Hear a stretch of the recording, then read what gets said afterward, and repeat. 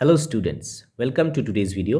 आज के वीडियो में हम लोग एटम्स एंड मॉलिक्यूल्स चैप्टर जो है उस चैप्टर को वन शॉट वीडियो में हम लोग ख़त्म करने वाले हैं। यानी कि जो जो कंटेंट है सिलेबस वाइज इस एटम्स एंड मॉलिक्यूल्स चैप्टर में क्लास 9 का एटम्स एंड मॉलिक्यूल्स चैप्टर में इस चैप्टर में हम लोग सीरियल ऑर्डर में ईच एंड एवरी टॉपिक को आज हम लोग इस वीडियो में कवर करेंगे। यानी कि अगर कोई स्टूडेंट एग्ज़ाम से पहले इस वीडियो को देख के जाए तो डेफिनेटली वो आंसर कर सकता है ईच एंड एवरी क्वेश्चन। ठीक है, यानी कि आप लोगों का जो कंप्लीट पैकेज है आज आप लोगों को मिलने वाला है इस वीडियो के थ्रू। सो वीडियो थोड़ा लंबा होने वाला है but definitely you will get the all concept of this chapter. ठीक है, एटम्स एंड मॉलिक्यूल्स। सो हम लोग आप स्क्रीन पे देख सकते हैं यहाँ पे कि 1 से लेकर 9 तक पॉइंट्स हैं यहाँ पे। यानी कि ये टॉपिक कंटेंट है जो हम लोग आज डिस्कस करने वाले हैं। स्टार्ट करते हैं लॉज ऑफ केमिकल कम्बिनेशन से, उसके बाद ग्रेजुअली हम लोग मोल कंसेप्ट पे लास्ट जो टॉपिक है उसको हम लोग डिस्कस करेंगे। तो फर्स्ट ऑफ ऑल हम लोग लॉज ऑफ केमिकल कम्बिनेशन को स्टार्ट करते हैं। ठीक है, तो लॉज ऑफ केमिकल कम्बिनेशन में क्या होता है कि यहाँ पे 2 लॉज होता है। एक क्या होता है, conservation of mass.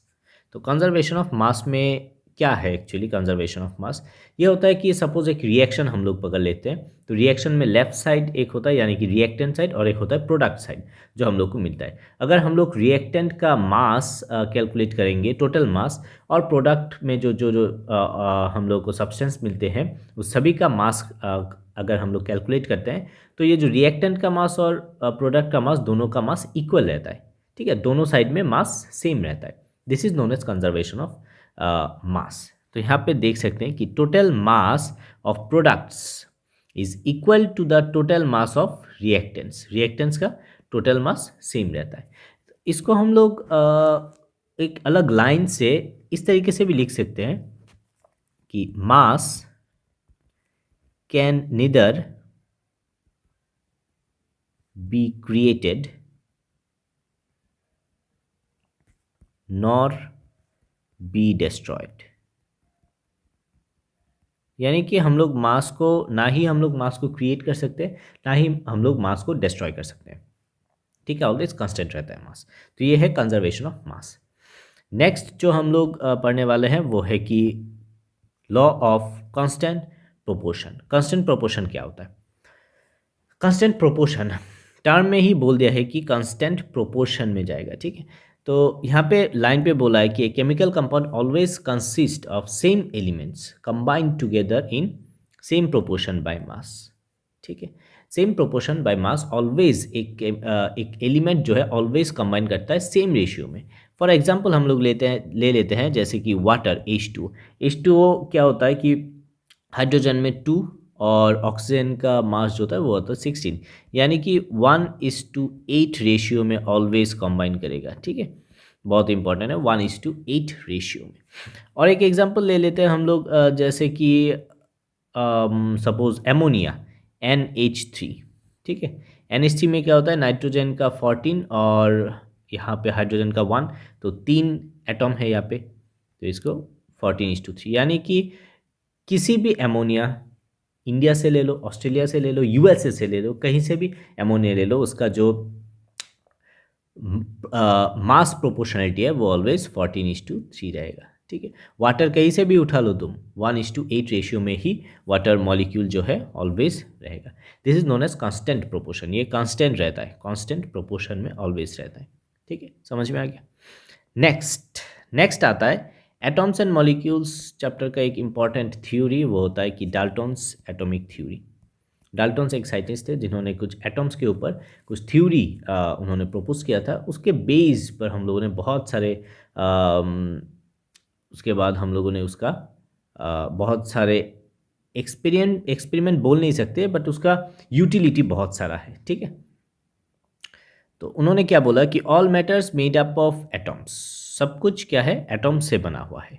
All matters, कहीं भी कुछ भी तुम कोई भी ऑब्जेक्ट ले लो, सब कुछ एटम से ही बना होता है। ठीक है, नेक्स्ट क्या बोला, atom cannot be divided. Atom को और तुम तोड़ नहीं सकते। बाद में ये ऑब्वियसली गलत साबित हुआ, वो अलग बात है, बट डेल्टन ने क्या बोला था कि एटम्स कैनॉट बी डिवाइडेड, इसको इनडिविजिबल बोलते हैं, इनडिविजिबल। Okay, indivisible.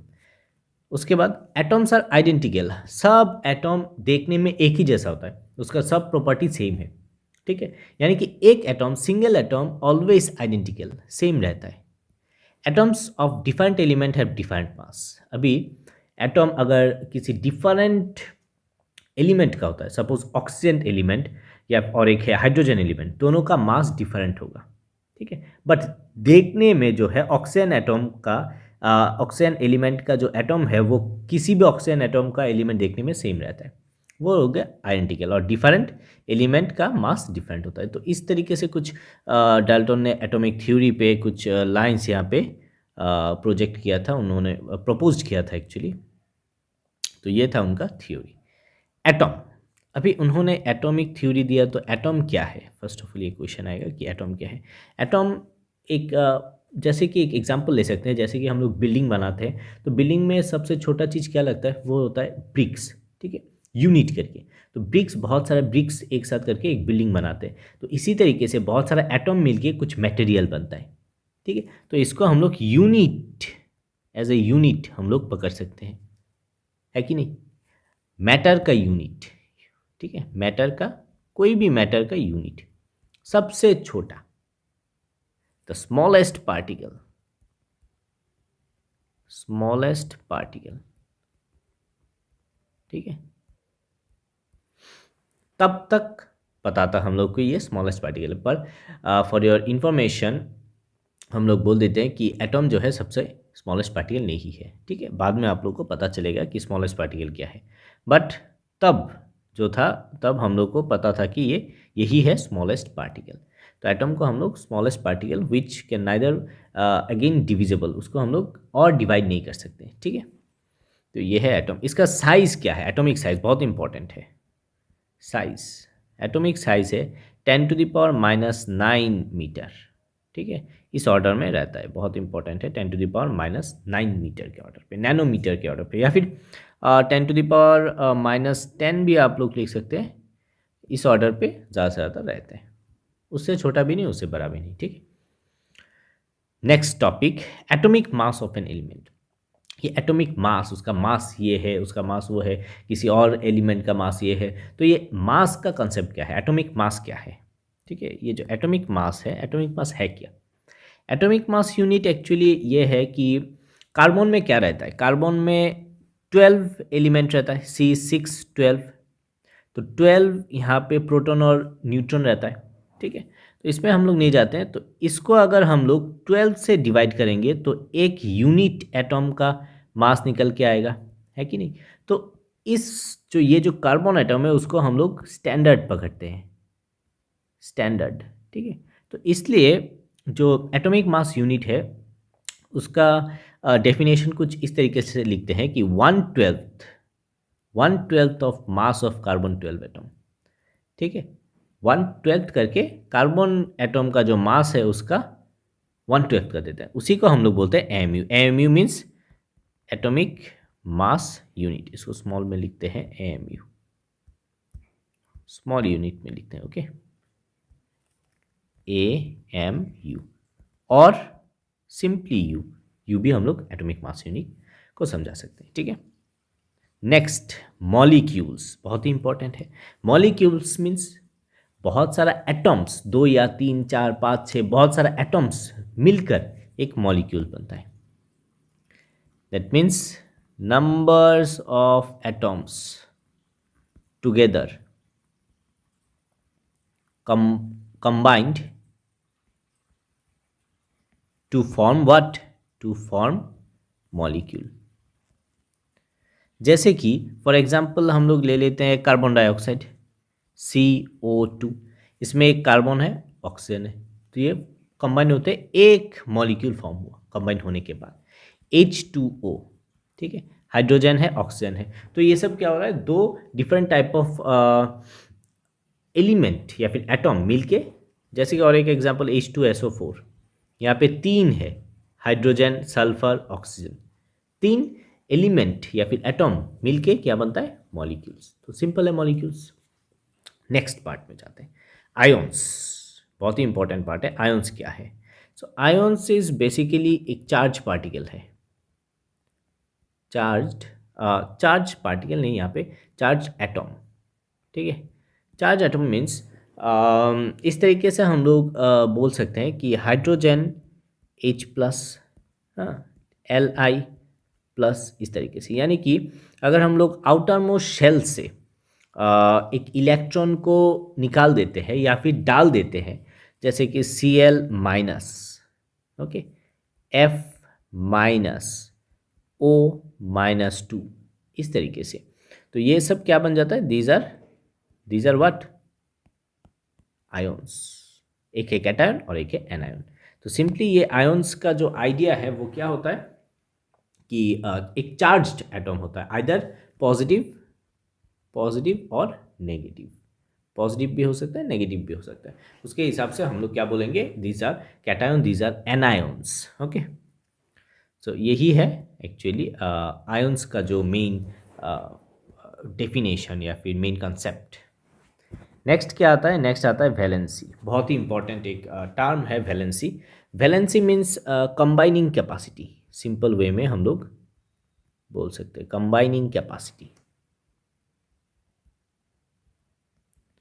ठीक है, टू फॉर्म अ मॉलिक्यूल, ठीक है। कंबाइनिंग कैपेसिटी मतलब कितने कितने वैलेंसी मतलब कौन कौन से इलेक्ट्रॉन कंबाइन होके एटम्स में मॉलिक्यूल फॉर्म होता है, वो सब होता है वैलेंसी। जैसे कि एक एग्जांपल हम लोग ले लेते हैं, इसका एक बेस्ट एग्जांपल ये है कि जितना आयंस है, आयंस के ऊपर जितना चार्ज है वो हो जाता है उसका वैलेंसी। समझ में आ रहा है, जो चार्ज होता है वही हो जाता है वैलेंसी। जैसे कि और एक हम लोग बोल सकते हैं Ca+2, तो इसका वैलेंसी कितना हो गया, इसका वैलेंसी हो गया 2, इसका 1, इसका 2, इसका 1, इसका 1, इसका 1, तो दीज आर वैलेंसी। तो आप लोग जो आयंस है, आयंस पार्ट में हम लोग वैलेंसी बोल सकते हैं, ठीक है।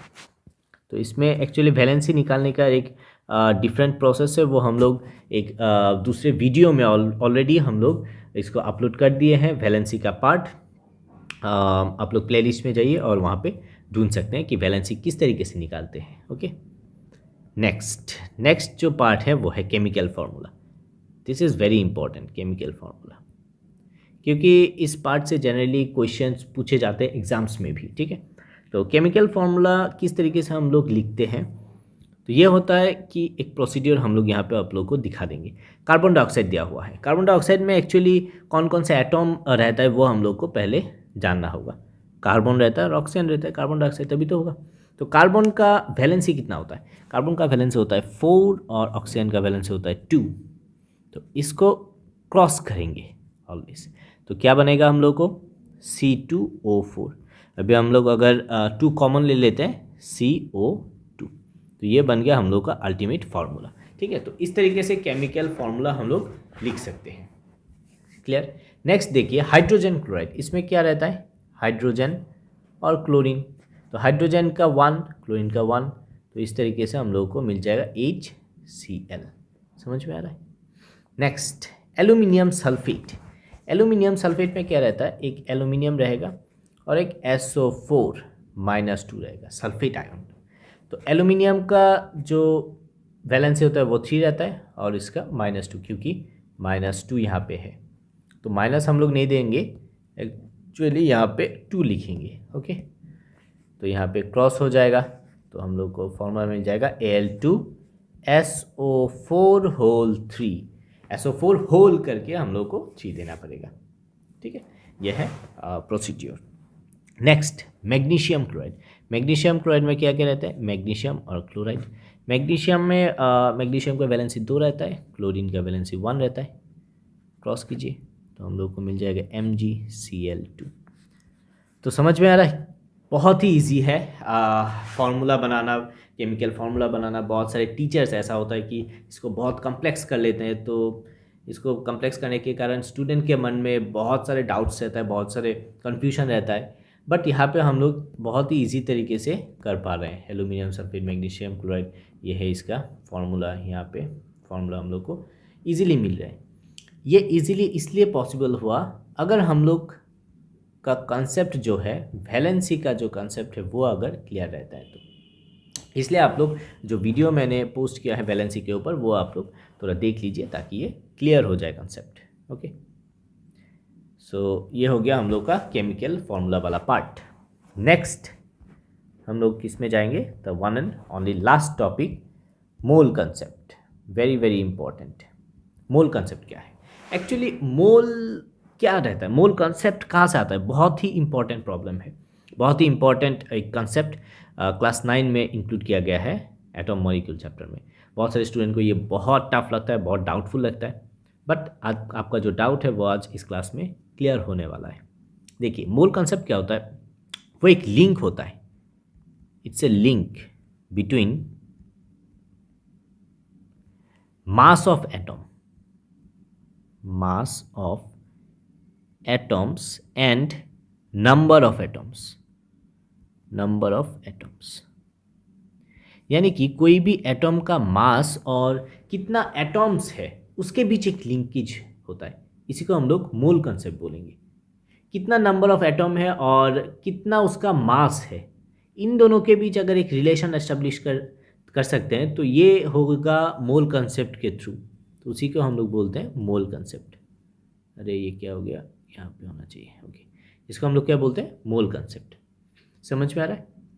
तो मोल कंसेप्ट के लिए हम लोग एक लाइन यहाँ पे लिखने वाले हैं। देखिए, suppose 1 mole of atom, 1 mole of atom is equal to क्या होता है, 6.022, ये एक नंबर है, इंटू 10⁻23 एटम्स। यानी कि एक मोल पे ऑलवेज इतना एटम्स रहता है। ये नंबर कहाँ से मिला, ये नंबर मिला एवोगाड्रो नंबर, एवोगाड्रो, ठीक है, एवोगाड्रो नंबर से मिला। तो यही जो नंबर ऑफ एटम है, इतना नंबर ऑफ एटम वो हो जाएगा किसके समान, एटॉमिक मास के समान, एटॉमिक मास ऑफ एलिमेंट। समझ में आ रहा है? तो ये जो इक्वेशन है 1 mole of atom is equal to ये नंबर, और ये number is equal to atomic mass of element. समझ में आ रहा है? बहुत ही सिंपल लिंकेज है।